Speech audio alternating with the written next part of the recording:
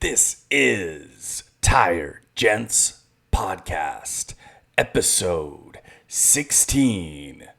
Let's go!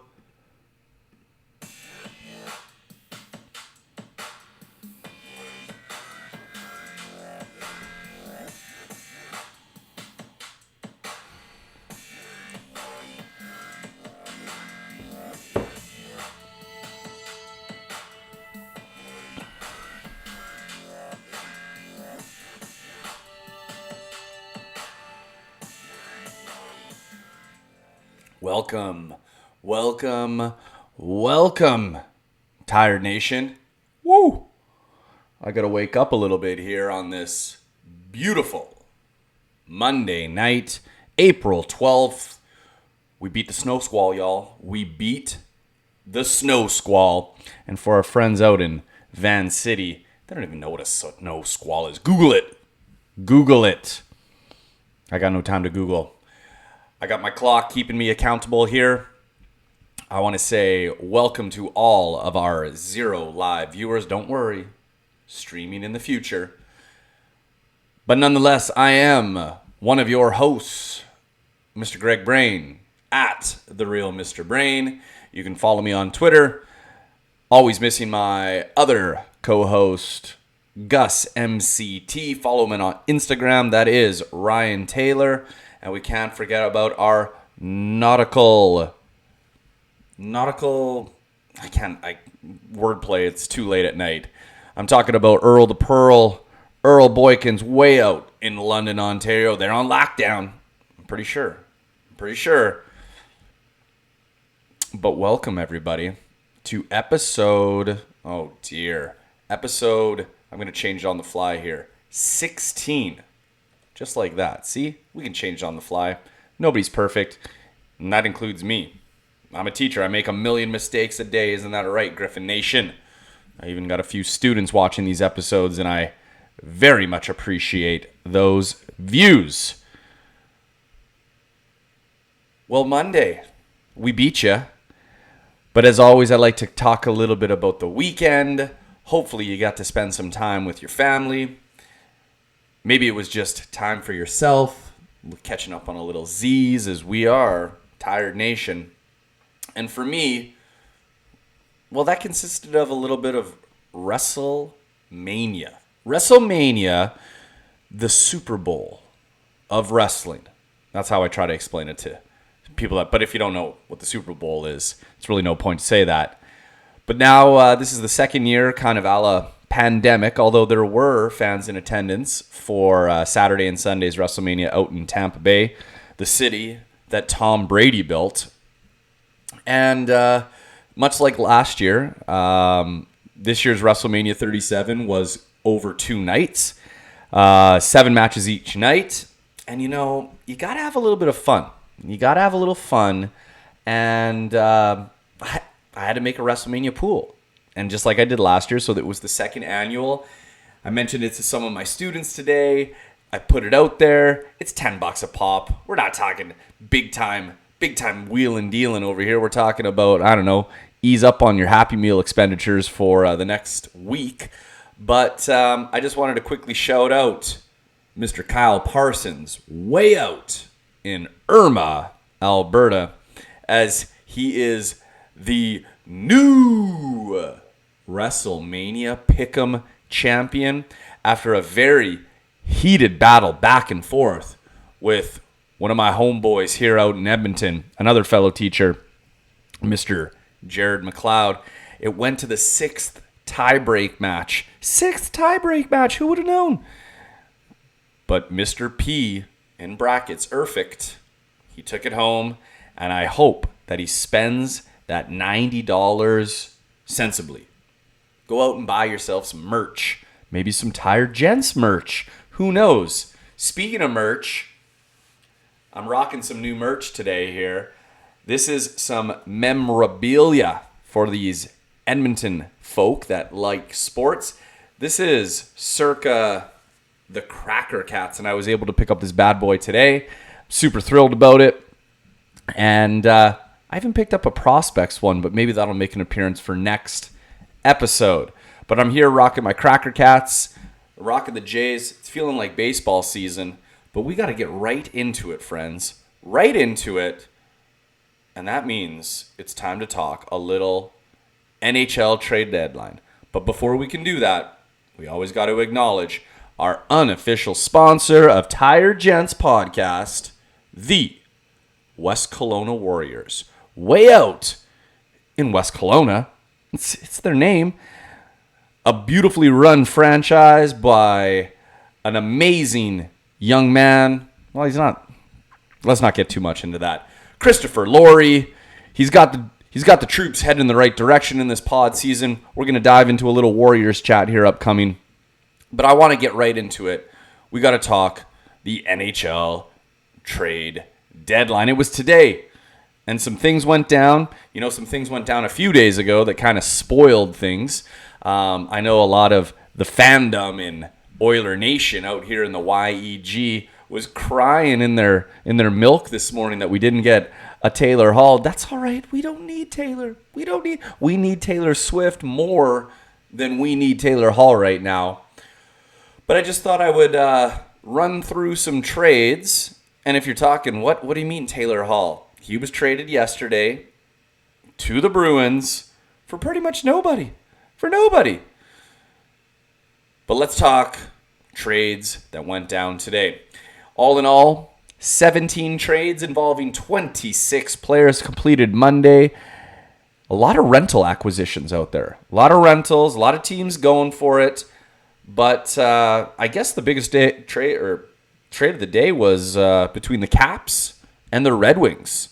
And we saw former Detroit Giant himself, Anthony Mantha, getting traded over to DC's finest, Capitals, for Jacob Vrana, Richard Panik, a first in 2021, and a second-round pick in 2022. That's a lot. That's a lot to get a 6'5" Anthony Mantha. He signed through the 2023-24 season, 26 years old. He's a big body. He scored 21 points through these 42 games with the Red Wings, 11 goals, 10 assists. Granted, his line mates not necessarily on the level of a Jacob Vrana, who has more points than Anthony Mantha. So I know for our poolies, they got a lot of Capitals, this guy included. I'm interested to see where Anthony Mantha is going to slot in here over the next few weeks. But it definitely puts the Caps in a good position to get back to the dance. Get Ovi that second cup. Holy smokes. We got to talk about a few more. Here. Let's talk about the Oilers. The Oilers, as unsexy as that trade may have been, I like it. Dmitry Kulikov from the New Jersey Devils. Well, what do we give the Devils? We gave them a 4th-round pick, conditional. If we win one round of the playoffs, we flip it into, or they, I guess, get a 3rd-round pick from us. Most notably, we didn't have a 2nd-round pick going back to the Athanasiou trade last year. We hung on to our first. Nothing too crazy by Kenny Holland. Still got, that 1st-round pick ready to, use it to bolster the troops down in Bakersfield. But again, this was a solid move. This is a guy that you need to, like Struddy was talking about today, he's just got to plug the hole. Block some space out there. We've got a lot of D, Barry and Nurse, even Bear and Jones to do puck moving at time to time. We just need that guy that's going to play our 17 and a half, 18 minutes a game, maybe drop him down to 15. Not sure who he's going to play with right now, but nothing standoutish.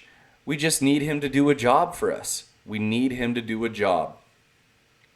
Other trades, maybe we want to talk a little bit about. We saw Eric Stahl get picked up by the Montreal Canadiens.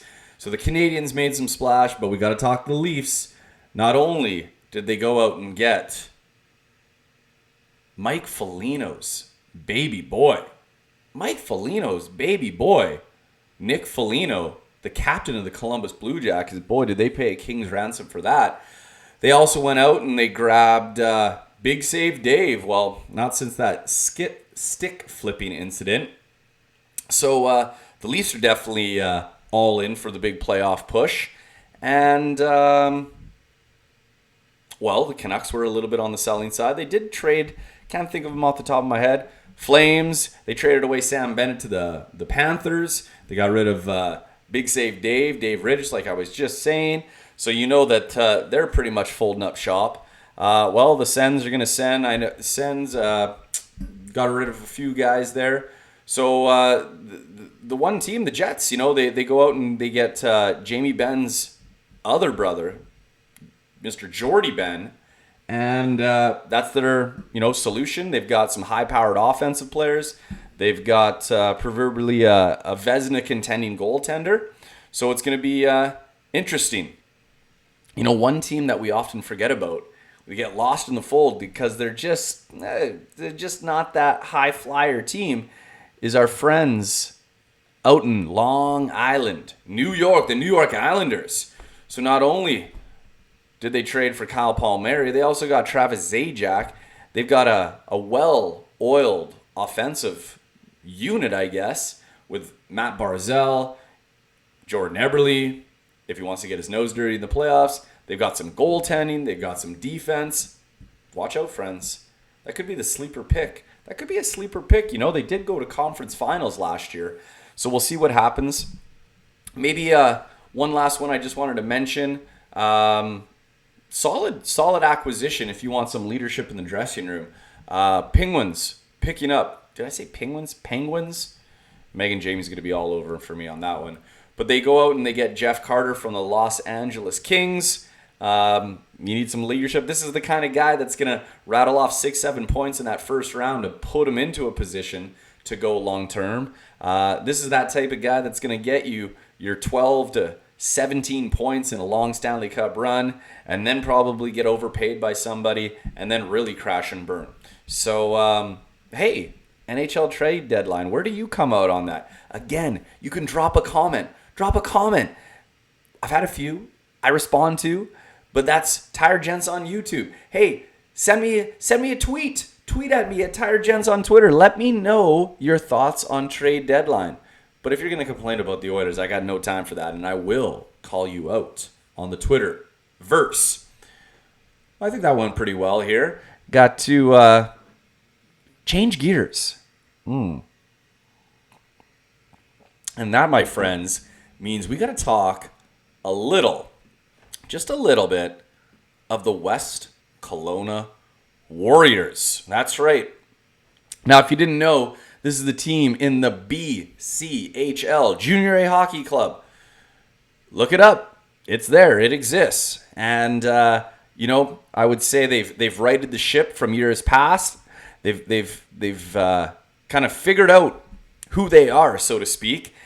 And you know who they are? They're a winning team. And that's what they did today. They had a Monday afternoon game against their, I guess, rivals in the Vernon Vipers. I'm going to have to figure out who some of these rivals are.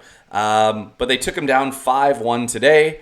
A 3-point afternoon for my boy, Carter Wilkie, soon becoming my favorite junior player. Couple of other notables here.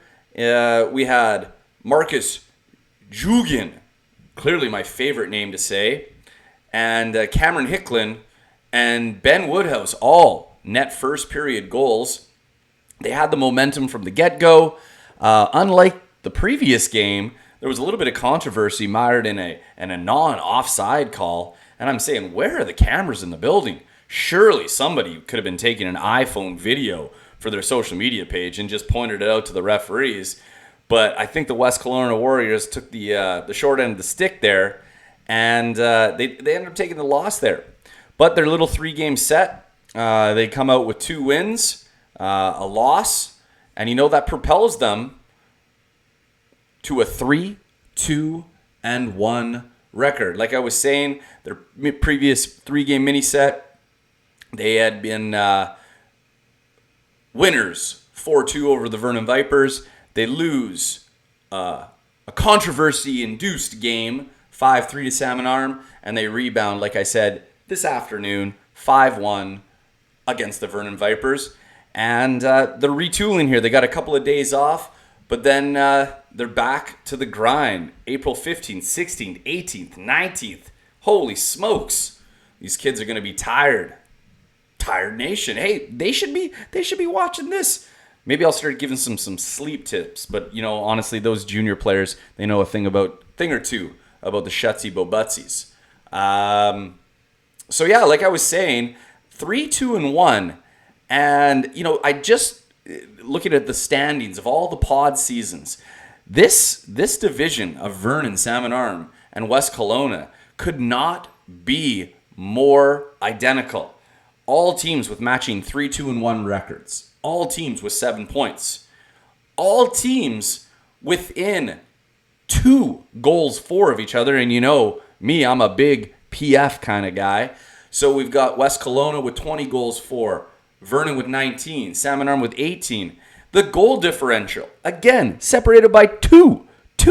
So Vernon with 20 goals against, Salmon Arm 19, West Kelowna 18. And that puts West Kelowna with a +2 in the goal differential. And Vernon and Salmon Arm each have a -1 goal differential. This is a tight division. I am looking forward to these next 4 or 5 games to really start to see, are we going to see a little separation? Are the boys from West Kelowna going to, step up their games? Let's take a look at some stats of the team. Your West Kelowna Warriors, after 6 games played. Woo! Carter Wilkie, like I said, soon becoming my favorite junior hockey player. 6 games played, 5 goals scored, 4 assists for 9 points. I believe that puts him into a tie for 5th in scoring in the BCHL pod season. So well done, Mr. Wilkie, Mr. Carter. And like I said, my favorite name to say, Marcus Jugin. And it would be fantastic if these guys even watched a snippet of Tired Gents podcast. But he reminds me of me. Not saying I was that BCHL kind of guy, but it seems like he's a pass first, shoot second with his 2 goals, 4, 7 assists for, again, 9 points. Wilkie and Jugin averaging 1.5 points per game right now. So again, Jugin also tied in that BCHL scoring race. I look forward, like I said, to these 4 or 5 games, see what these guys can do. Spread out the scoring a little bit, but hey, you got to play your top guys. So good luck to all players involved. Even the goaltenders. We don't necessarily get a lot of love for the goaltenders. So I did want to just mention, we've got Zachary Bennett seeming to maybe take into that starter role. He's got 4 games played with 2 wins, 1 loss, and an OT loss. He's coming in with a 2.74 GAA, good enough for a .920 save percentage. And we can't forget Johnny D, as I like to call him. Rounding it off with a 1-1 record, a 3.00 GAA, and an .891 save percentage. Fellas, you got to block some shots. Got to get in front of, help Johnny D out. All right? We're having a lot of fun. But it's time to move on.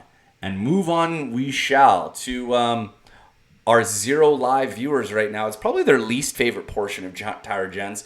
But, some of my buddies, I should call them peers a little bit. They are the ones who comprise the Man's House Hockey League. And it is week 13. It is week 13. This is what we all have been working so hard for. This is the last week of regular season. And this is the playoff push.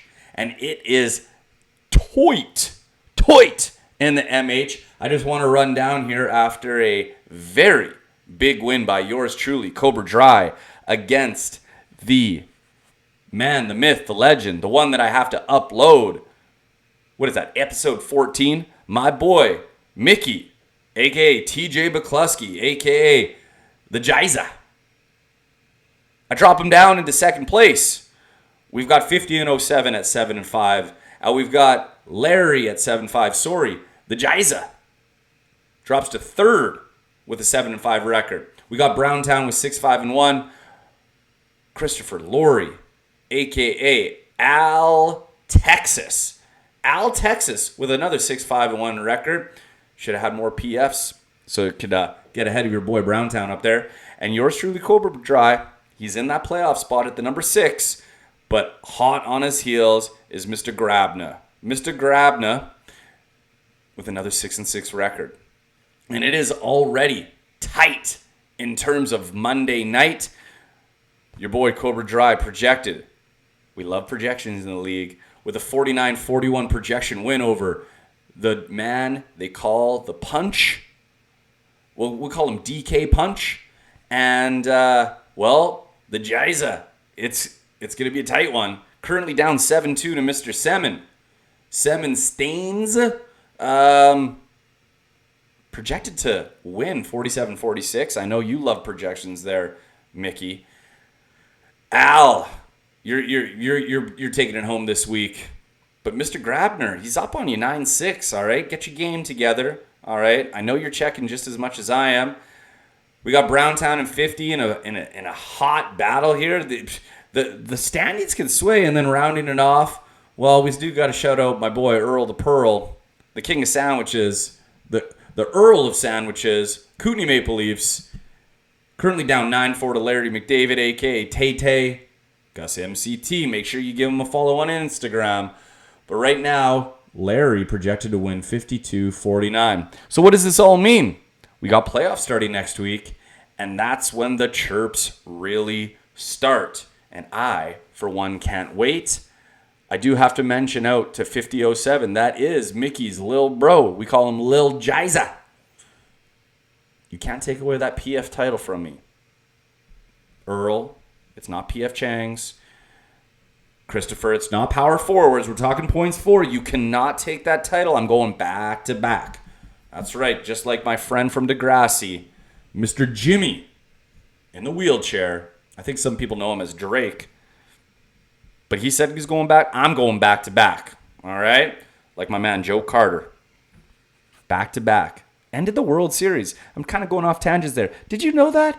He hit that game-winning World Series home run off of Mitch Wild Thing Williams. And the year before, he catches the ball on first base after that Otis Nixon bunt. Joe Carter went back to back. So that rounds off fantasy hockey, the MH. I wish it didn't have to end so soon. But like I said, playoffs are right around the corner. For the NH, we know we're getting ready for a big run for the Oilers. And that's going to lead me into gear grind. You know what really grinds my gears, as Peter Griffin would say on Family Guy? I just got to get a few things off this chest, this Edmonton chest here, because Meg and Jamie knows. And we use the catchphrase EI a lot in this household because I am very easily irritable. Everything sets me off, especially everything just too loud of talking. And my students can attest. Maybe sometimes I get a little irritated in class, but I really just want to kind of stick to the big ones that set me off. And again, if I'm speaking your language, if you're feeling me, drop us a comment, start a conversation. This is how we have to get it going. And if I like it enough, I'll hit you back with some free swag. How about that? A free Tired Gents t-shirt to the best comment, whether it's Tired Gents on Twitter, Tired Gents on YouTube. I'm going to give it a week, and then I'll give out that free tee. They're getting made. I'm telling you, the train has left the station. So let's go back to gear grinding. You know, things that grind my gears a lot. Back when we could go to sports games. And I was a 13-year season ticket holder for the Oilers. Number one, the Leaners. The Leaners. Oh my goodness, sit back in your chair. You can see the ice. We all need to see the ice. It's not about edge of the seat hockey, right? We want to use what we paid for. So good gosh, it just doesn't matter. It seems like every time I would be at the game, I got a Leaner right in front of me, and I got to do the tap or the sir or the excuse me, miss. Just sit back in your seat. It just said it on the screen. Why are you not paying attention? Leaners, they got to go. Ugh. Next thing at games. Fans can attest. If you're a fan, you don't call players by their first name. All right? You cannot commentate to a friend next to you and say, I just wish that Connor would, score more. All right? It's McDavid. It's McDeasy. McJesus. He's got a lot of names, but it's not Connor. You don't get to call him Connor. You don't get to call him Leon. You don't get to call him Darnell. Maybe Daryl. All right? Daryl. But first name banter from fans around you, that grinds my gears. And the one that takes the cake, it's a power play.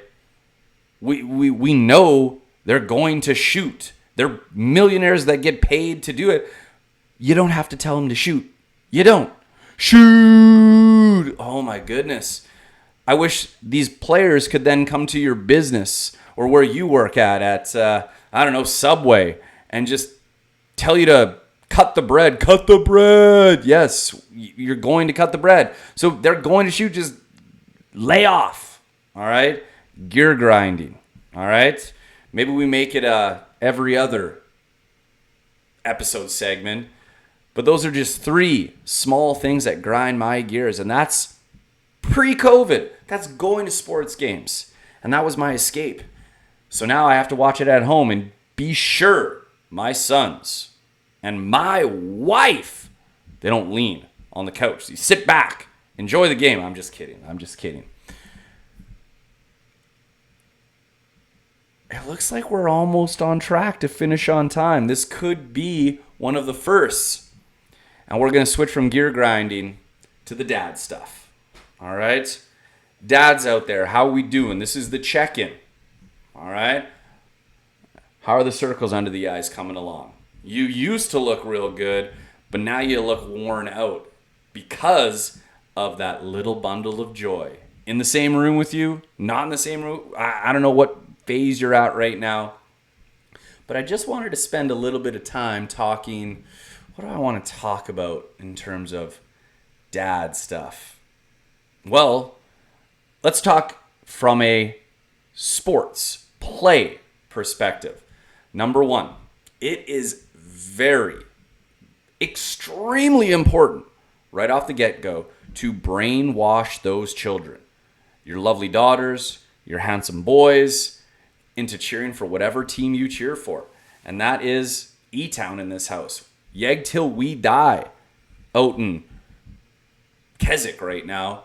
Our kids are massive Oiler fans. Heck, we even cheer for the former Eskimos, the Edmonton Football Club. All right? Cracker Cats, it doesn't matter. Trappers, when Trappers were around. The Prospects, the Riverhawks, soon to be. All right? But it's important to get your children behind your team. Hopefully, it's your hometown. Support local. But that's number 1. And you'll be so proud when they start rattling off the players' names or the numbers. And number 2, most importantly, is you can never just let them win. All right? I'm a phys ed teacher. You have to learn to lose. And right now in the Brain household, it is a struggle. We want to talk video games right now. We've got this beautiful Super Nintendo system gifted by Santa Claus. Well, Santa Claus and Tay-Tay. I think they did a collab on this.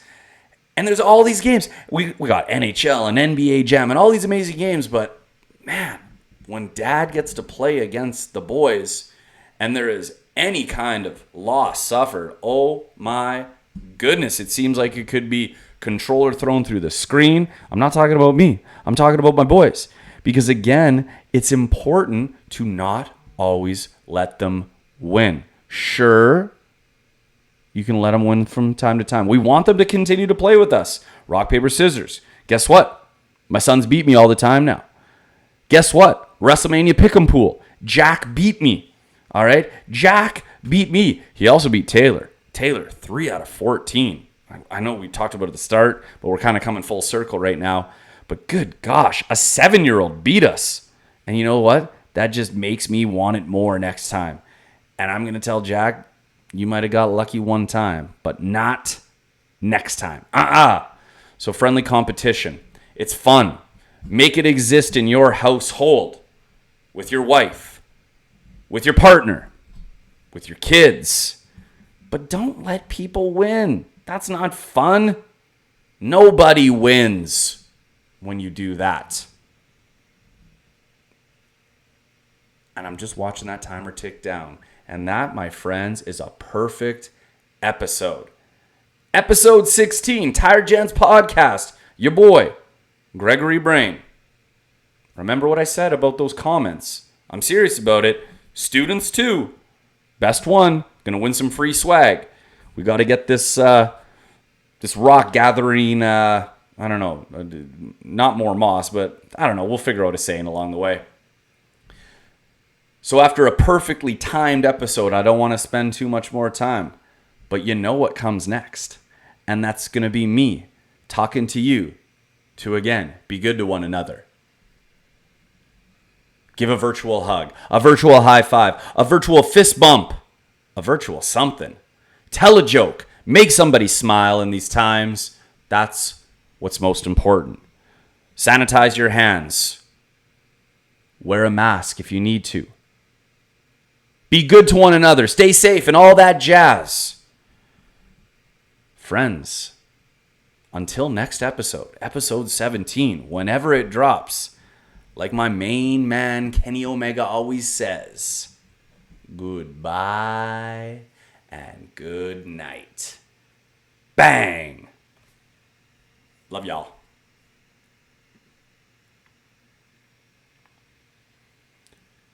Tired Gents Podcast, brought to you unofficially by West Kelowna Warriors and Midwest Floor Covering. Stay tuned for next episode.